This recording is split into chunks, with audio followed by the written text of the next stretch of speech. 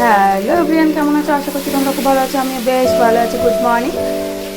গরমে সকালের দিন কেমন কাটছে? আমার তো হ্যাপাচাপা হয়ে যাচ্ছে এত গরমে। আমার ছেলের বেশি কষ্ট হচ্ছে, বেচারা খুব কষ্ট পাচ্ছে গরমে। তাও তো আমাদের ঘর থেকে এবারটা অনেক বেশি ঠান্ডা আছে, যেহেতু ওপরে ঘর আছে। আর আমরা তো নিচের তলাটা ভাড়া নিয়ে যাওয়ার ওপরটা, যেহেতু যারা মালিক তারা ওপরটা থাকে, তা অনেকটা ঠান্ডা, অনেকটা রিলিফ পাওয়া যায়। আগের বছর তো আমার ছেলে প্রচণ্ড পরিমাণে গরমে কষ্ট পেয়েছে, তোমাদের বলেওছি এর আগে, মানে ভিডিওতে এর আগে বলেছি। এবছর অতটাও কষ্ট পায় না। কেন কষ্ট হয়, কিন্তু আগেকার মতো অতটা কষ্ট পায় না।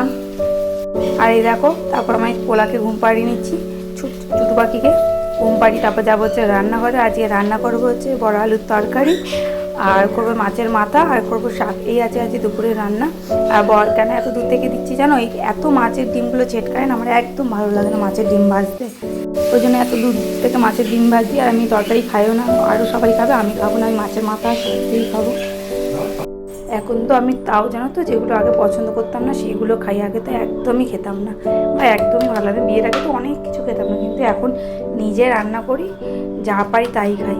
আর তখন তো মুখের সামনে ধরে দিত মা, ওই জন্য তখন আর মর্মটা বুঝতাম না। তখন বেশি করতাম না, আমি এটা খাবো না সেটা খাবো না। তখন আমি যেন বাসি রুটি খেতাম না। এখন বাসি রুটিকে আমি এত পছন্দ করি যে কী বলো। কেউ যদি আমাকে সকালবেলা, আগের দিনের রুটি সকালবেলাতে আমি খেয়ে নেবো, আমি খুব ভালো লাগে। যে কোনো তরকারি দিয়ে বাসি রুটি আমি খেয়ে নেবো। আমার জীবনটা যেন খুব স্বাধীন, আমি আমার নিজের মতো করে বাঁচতে ভালোবাসি। কারোর কথা না, কারোর কথা শুনবো না। কেন শুনবো, কিন্তু সব কথা আমি শুনতে পারবো না। যেগুলো আমার ইচ্ছার বিরুদ্ধে আমাকে কেউ করাতে পারবে না। ইচ্ছা দেখো, মানুষের মন কখনো বেঁধে রাখা যায় না। আমার বড় যেন তো আমাকে কোনো কিছু তেমনভাবে বারণ করে না, কোনো জিনিসই বারণ করে না। আমি আমার মতো চলতেই ভালোবাসি। ও কোনো জিনিসে আমাকে এটা করবে না সেটা করবে না এরকম কোনো দিনই আমাকে বলে না। ওর খালি একটাই, ও কাজ থেকে এসে যেন আমাকে বাড়িতে দেখতে পায়। ও যেখানেই যায় কাজ থেকে এসে যেন আমাকে বাড়িতে দেখতে পায়। এটাই হচ্ছে মেন বক্তব্য। তুমি যেখানেই যাও, আমি যেন কাজ থেকে এসে তোমাকে একদম বাড়িতে দেখি। বাপের বাড়ি তো ছেড়েই দাও, বাপের বাড়ি তোমার যাওয়াই হয় না।